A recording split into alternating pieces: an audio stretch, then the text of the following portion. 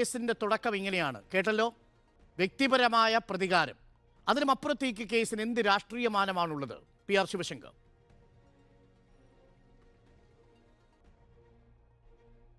അരുൺ, അത് ഒരാൾ കൊടുത്ത പരാതി, അത് അദ്ദേഹത്തിൻ്റെ മാത്രം പരാതിയല്ല. ഞാൻ മനസ്സിലാക്കുന്നത് ധാരാളം പേർ ഇത്തരത്തിലുള്ള പല പരാതികളും SFIOന് വേണ്ടി തന്നെ 3-4 പേർ പരാതി കൊടുത്തിട്ടുണ്ട്. ഇദ്ദേഹത്തിൻ്റെ പരാതിയായിരിക്കാം ഒരുപക്ഷെ കോടതിയിൽ എടുത്തിട്ടുള്ളത്. പക്ഷേ ഇത്തരത്തിലുള്ള പല പരാതികളും ഞാൻ മനസ്സിലാക്കുന്നു 2 ചാർട്ടേഡ് അക്കൗണ്ടന്മാർ വരെ കൊടുത്തിട്ടുണ്ട്, ഇത്തരത്തിൽ കാര്യങ്ങൾ നടത്തിയിട്ടുണ്ട്. അപ്പോൾ അത് ഒരു വ്യക്തിയുടെ പരാതി മാത്രമല്ല, ഇതൊരു പബ്ലിക് ഇൻട്രസ്റ്റിൻ്റെ പേരിലും കേന്ദ്ര സർക്കാരിന് കേസെടുക്കാം. ഇദ്ദേഹം വളരെ നന്നായി മുന്നോട്ട് പോയിട്ടുണ്ട്. അത് കാരണം മീഡിയ അറ്റൻഷൻ എടുത്തു എന്നുള്ളത് ശരിയാണ്. ബാക്കി പലരും ഇത്തരത്തിലുള്ള പരാതികൾ പല രീതിയിൽ കൊടുത്തിട്ടുണ്ട്. ഒരുപക്ഷെ ഇത്രയും അല്ല, ഞാൻ പറഞ്ഞില്ല, ചാർട്ടേഡ് അക്കൗണ്ട്സ് കൊടുത്തിട്ടുണ്ട് പല രീതിയിലും. ഞാൻ അതിലേക്ക് വരാം. ഇത്തരത്തിലുള്ള സാമ്പത്തിക ക്രമക്കേട് നടന്നിട്ടുണ്ട് എന്ന് പറഞ്ഞ് ഒന്നിലധികം പരാതികൾ സെൻട്രൽ ഗവൺമെൻറ് കയ്യിൽ കിട്ടിയിട്ടുണ്ടെന്നാണ് ഞാൻ മനസ്സിലാക്കുന്നത്. എനിക്കറിയാവുന്ന ആളുകൾ തന്നെ SFIOയ്ക്കും അതുപോലെ തന്നെ ഈ പറയുന്ന കൊമേഴ്സ് രജിസ്ട്രാർ ഓഫ് കമ്പനീസിനും എറണാകുളത്ത് അവർക്കും കൊടുത്തിട്ടുണ്ട്. ഇതിൽ വ്യാപകമായ അഴിമതി നടന്നിട്ടുണ്ട് എന്ന് പറഞ്ഞ് കത്ത് കൊടുത്തിട്ടുണ്ട്, അതറിയാം. അപ്പോൾ അത് കൊടുത്ത ഒരാളുടെ വ്യക്തിപരമായ പരാതി എന്നുള്ളത് കൊണ്ട് ഇതിനെ രാഷ്ട്രീയമായോ വ്യക്തിപരമായ പരാതിയായോ കാണുന്നതിൽ ശരിയല്ല. 2, ഇതിൻ്റെ ഫാക്റ്റ് പരിശോധിക്കണം. ഇതിൻ്റെ ഫാക്റ്റ് പരിശോധിക്കുമ്പോൾ ഇദ്ദേഹം പറഞ്ഞതുപോലെ, ഇപ്പോൾ ശ്രീ അരുൺ പറയുന്നത് പോലെ ഇതൊരു ഷെൽ കമ്പനിയാണ്, ഇത് 2009 നിർത്തി.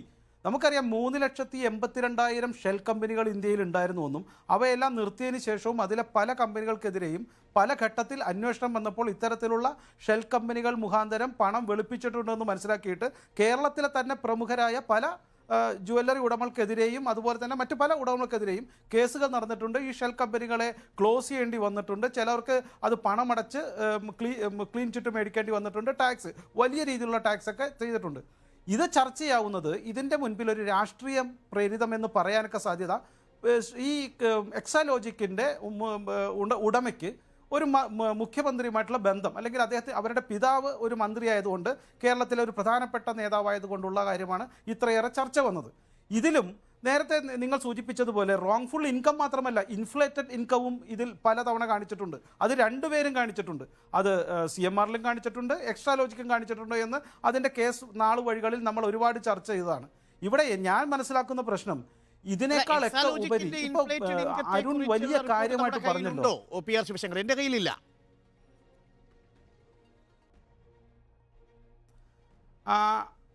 അല്ല, അവിടെ നമ്മൾ അസംഷനാണ്. ഞാൻ കേസ് ഇൻഫ്ലേറ്റഡ് ഇൻകം എന്ന് പറഞ്ഞത് CMRന്റെ കാര്യത്തിലാണ് ഞാൻ ക്ലിയർ ആയിട്ട് പറഞ്ഞത് ഉണ്ട്. അല്ല, അസംഷൻ അല്ല. ഈ ചിലവ് അല്ലെങ്കിൽ വരവ് ചോദിച്ചപ്പോൾ ഇവർ 2 പേരും പറഞ്ഞത് there are no kind of a transaction from the ഒരു IT മുഖാന്തരമായിട്ടുള്ള ട്രാൻസാക്ഷൻ നടന്നിട്ടില്ല എന്ന് IT ഡിപ്പാർട്ട്മെൻറ്റിൻ്റെ മുൻപിൽ CMRLൻ്റെ പല ഉദ്യോഗസ്ഥരും പറഞ്ഞതായിട്ട് തെളിവ് സഹിതം നമ്മുടെ മുന്നിലുണ്ട്. അപ്പോൾ ഫ്രീ ആയിട്ടായിരുന്നു, അല്ലെങ്കിൽ മാസം 5 ലക്ഷം രൂപ കൊടുത്തത് മറ്റു ഒരു സർവീസും നൽകാതെയാണ് എന്നുള്ളത് മനസ്സിലാക്കാവുന്നതേ ഉള്ളൂ. ആ ഇൻകം വന്നു, എന്തുകൊണ്ട് ആ കമ്പനി പൂട്ടേണ്ടി വന്നു എന്നുള്ളതെല്ലാം നമുക്ക് മനസ്സിലാക്കാവുന്നതാണ്. ഏതായാലും പ്രാഥമിക അന്വേഷണം നടക്കുകയാണല്ലോ.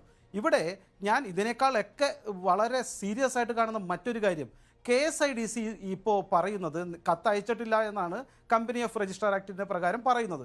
അരുൺ നൽകിയ ഒരു ക്യാപ്സൂൾ, അല്ലെങ്കിൽ അരുണിൻ്റെ ബുദ്ധിയിൽ, അദ്ദേഹത്തിൻ്റെ അതിവിദഗ്ധമായ ഒരു വക്കീൽ ബുദ്ധിയിൽ തന്നാണ് രജിസ്റ്റർ ചെയ്ത് അയച്ചു ഒരു ഡേറ്റ് ഇട്ടെന്ന്. ഒരു കാര്യം, ഏത് കാലഘട്ടത്തിലാണ് KSIDC ഇരിക്കുന്നത്? റിയലി സോറി, CPMന്റെ അരുൺ, അഡ്വക്കേറ്റ് അരുൺ, CPMന്റെ അഡ്വക്കേറ്റ് അരുൺ, അദ്ദേഹം വളരെ തന്ത്രപരമായി KSIDC അത് രജിസ്റ്റർ ചെയ്ത് അയച്ചു സ്പീഡ് പോസ്റ്റ് എന്ന് പറഞ്ഞു. ഇതാണ് തന്ത്രം CPMന്റെ. നോക്കൂ, KSIDC ഒക്കെ ഏത് കാലഘട്ടത്തിലാണ് ജീവിക്കുന്നത്? നമ്മളൊരു മറുപടി പറഞ്ഞു കഴിഞ്ഞാൽ അത് രജിസ്റ്റർ ചെയ്ത് സ്പീഡ് പോസ്റ്റ് ആയിട്ടൊക്കെയാണോ അയക്കുന്നത്? അതെന്തുകൊണ്ട് അത് ഇതയച്ചില്ല, ഇമെയിൽ അയച്ചില്ല? അവർക്ക് ലെറ്റർ കിട്ടിയത് ഇമെയിലാണല്ലോ വന്നത്, അല്ലാണ്ട് ഒഫീഷ്യൽ ലെറ്റർ അങ്ങനെയല്ലല്ലോ വന്നത്. ഇമെയിൽ അയച്ചിട്ടില്ല. ഇനിയിപ്പോൾ അത് അയച്ചു തന്നെ ഇരിക്കൂ. അങ്ങനെയാണെങ്കിൽ ഇത് മറുപടി അയച്ചു എന്ന് പറഞ്ഞ് എന്തുകൊണ്ട് ഇവർ കേസ് കൊടുക്കാൻ തയ്യാറാവുന്നില്ല, അല്ലെങ്കിൽ അതിൻ്റെ മറുപടി പറയുന്നില്ല? ഏറ്റവും വലിയ തെറ്റ് KSIDCയുടെ ആന്റണി അടക്കമുള്ള ആളുകൾ ഇതിന് മറുപടി അയച്ചില്ലെങ്കിൽ അതൊരു വലിയ തെറ്റാവുന്ന അറിയാവുന്നത് കൊണ്ടാണ് അരുൺ ഈ മുൻകൂർ ജാമ്യം എടുത്തത്. അപ്പോൾ അരുൺ തന്നെ അറിയാം ഇത് വലിയ തെറ്റാണ്, മറുപടി കൊടുത്തില്ലെങ്കിൽ ജനുവരി 3-ന് കൃത്യമായി ഡേറ്റും പറയുകയാണ്. ഇത്തരത്തിലുള്ള അന്വേഷണം വരുമെന്ന് ഉറപ്പാക്കിക്കൊണ്ടാണ്. അല്ല, ഡേറ്റ് ഒക്കെ നിങ്ങൾക്ക് ഉണ്ടാക്കാമല്ലോ, നിങ്ങൾ അല്ലെങ്കിൽ അത് കത്തിച്ച് കളയും, പോസ്റ്റ് ഓഫീസ് തന്നെ കത്തിച്ച് കളയും, നമുക്കറിയാമല്ലോ അത്തരത്തിലുള്ള കാര്യങ്ങളൊക്കെ. അപ്പോൾ ഇത്തരത്തിലുള്ള അന്വേഷണം വരുമെന്ന് അറിഞ്ഞുകൊണ്ട് ഒരു ജാമ്യം എടുക്കലാണ് ഇത് മുഴുവൻ. നമുക്കറിയാം ഈ കമ്പനി എത്ര നാളായിട്ട് നടന്നിരുന്നു, അതിലെത്ര ജോലിക്കാരുണ്ടായിരുന്നു, are they technically qualified to support CMRL. അവരുടെയൊക്കെ അടുത്ത് നോക്കാമല്ലോ ഇവരൊക്കെ എന്ത് ക്വാളിഫൈഡ് ആയിരുന്നു, എത്രത്തോളം സപ്പോർട്ട് ചെയ്തിട്ടുണ്ട്, എന്ത് പ്രൊഡക്റ്റ് ആണ് അല്ലെങ്കിൽ എന്ത് ടെക്നോളജി സർവീസ് ആണ് ഇവർ CMRL കൊടുത്തത്. 210 വകുപ്പ് ഉപയോഗിച്ച് കേന്ദ്ര കമ്പനി കാര്യ മന്ത്രാലയത്തിന് സാധിക്കുമോ? ഞാൻ മനസ്സിലാക്കിയിടത്തോളം അത് സാധിക്കില്ല എന്നാണ്. അത്തരമൊരു പരാതി എക്സാലോജിക് എന്ന കമ്പനിക്കുള്ളിലുള്ള ഡയറക്ടർ ബോർഡ് മെമ്പർമാർക്കോ കമ്പനിയിലെ ഡയറക്ടർ ബോർഡ് മെമ്പർമാർക്കോ ഇല്ല. പിന്നെ പുറത്തു നിന്ന് ഒരാൾക്കാണുള്ളത്. അയാൾക്ക് ആകെയുള്ള സ്റ്റേക്ക് KSIDC അതിനകത്തുണ്ട് എന്നത് മാത്രമാണ്. ഷോൺ ജോർജിന് ഞാൻ അങ്ങേക്ക് വേണമെങ്കിൽ എന്നെ തിരുത്താം, ശിവശങ്കർ, അസഫ് അലിക്ക് എന്നെ തിരുത്താം. അപ്പുറത്തേക്ക് ജൂറിസ്ഡിക്ഷൻ എന്താണ് ഈ കമ്പനി നിയമത്തിന്റെ പരിധിയിൽ ഈ കോർപ്പറേറ്റ് മന്ത്രാലയത്തിനുള്ളതെന്ന് ഞാൻ മനസ്സിലാക്കി. ഞാൻ ഈ പറഞ്ഞതിൽ എന്തെങ്കിലും കറക്ഷൻ ഉണ്ടെങ്കിൽ, ലീഗലി കറക്ഷൻ ഉണ്ടെങ്കിൽ അങ്ങേക്ക് തിരുത്താമെന്നാണ്. PR ശിവശങ്കറിന്റെ സമയം കഴിഞ്ഞ് ഞാൻ അങ്ങയിലേക്ക് വരാം വളരെ പെട്ടെന്ന്.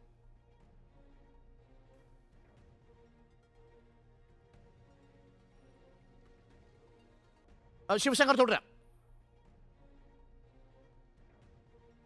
സർ, രണ്ട് കാര്യങ്ങൾ. ഒന്ന്, നമ്മൾ അറിയുന്ന ഒരു തെളിവുകൾ മാത്രമാണ് ഇത്തരത്തിൽ എക്സാലോജിക്കിന് ഈ വിഷയം മാത്രം, അതായത് CMRL മാത്രമായിട്ടുള്ള കേസ് മാത്രമാണ് എന്ന് നമ്മൾ മനസ്സിലാക്കുന്നു. സത്യത്തിൽ പ്രാഥമിക അന്വേഷണം ഈ കഴിഞ്ഞ കുറച്ച് നാളായിട്ട് നടത്തിയപ്പോൾ മറ്റെന്തെങ്കിലും കേസുണ്ടോ ഇല്ലയോ എന്ന് നമ്മൾക്കറിയില്ല.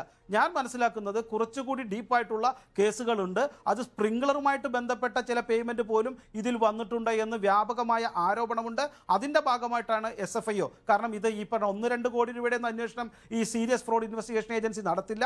അത്തരത്തിൽ SFIO അന്വേഷണം നടത്തണമെങ്കിൽ ഇതിൻ്റെ പുറകിൽ വലിയ 100 കോടിക്ക് മുകളിലുള്ള വലിയ ആരോപണങ്ങൾ ഉണ്ടായിട്ടുണ്ട്. അല്ലെങ്കിൽ അത്തരത്തിലുള്ള അന്വേഷണത്തിന് ഉതകുന്ന ചില പോയിന്റ്സ് അല്ലെങ്കിൽ അതിൻ്റെ ചില ടിപ്പ് ഓഫ് ദ ഐസ്ബർഗ് മാത്രമാണ് ഈ എക്സാലോജിക്കിൻ്റെ CMRL ബന്ധം. അതിലും വലിയ പേയ്മെൻറ്റ് വല്ലതും നടന്നിട്ടുണ്ട്. ചിലപ്പോൾ ഇന്ത്യയിൽ മാത്രമല്ല വിദേശത്തു നിന്നുള്ള പേയ്മെൻറ്റോ അല്ലെങ്കിൽ മറച്ചു വെച്ചിട്ടുള്ള പേയ്മെൻറ്റോ അല്ലാണ്ട് 4 മാസമായിട്ട് എന്തുകൊണ്ടായിരിക്കും ഈ രജിസ്ട്രാർ ഓഫ് ബാംഗ്ലൂരും രജിസ്ട്രാർ ഓഫ് എറണാകുളവും നടത്തിയ പ്രാഥമിക അന്വേഷണം വൈകിയത്, കോടതി ഇടപെടൽ വേണ്ടി വന്നത്?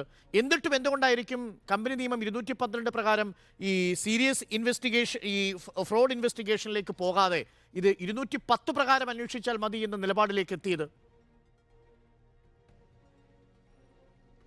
രണ്ട് കാരണം കൊണ്ടാവാം. ഒന്ന്, serious fraud investigations agency I think below 100 പേര് മാത്രമുള്ള അല്ലെങ്കിൽ 80 പേരൊറ്റ എന്നാണ് അതിൻ്റെ സ്ട്രെങ്ത്. അതാവാം അവരുടെ സ്ട്രെങ്ത് കൊണ്ട് അവർക്ക് പറ്റിയിട്ടുണ്ടാവായിരിക്കാം, അവർ അന്വേഷിക്കാം, കാരണം അവർക്ക് വലിയ കേസുകൾ അന്വേഷിക്കുന്ന ഒരു ഏജൻസിയാണ്. 2, ഇത് ഇൻ്റർനാഷണൽ ഒരു പേയ്മെൻ്റ് ആണ് വന്നതെങ്കിൽ they need a time to find out the exact payment dates and everything. കാരണം ഇൻ്റർനാഷണൽ പേയ്മെൻറ്റ് സിസ്റ്റം അല്ലെങ്കിൽ ബാങ്കിങ് സിസ്റ്റം അവിടെ നിന്ന് ഇൻഫർമേഷൻ കിട്ടുക, it's take lot of time. അപ്പം ഈ അവിടുത്തെ എംബസിയിൽ നിന്നും അതുപോലത്തുള്ള കാര്യങ്ങളിൽ നിന്നും, പ്രത്യേകിച്ച് HSBC അതുപോലത്തെ വലിയ ബാങ്കുകൾ, പ്രസക്തമാണ്.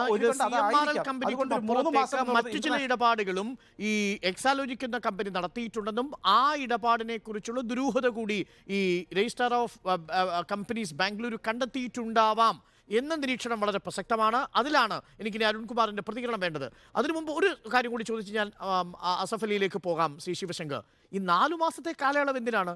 തിരഞ്ഞെടുപ്പ് കഴിയുന്നത് വരെ കാത്തിരിക്കാൻ?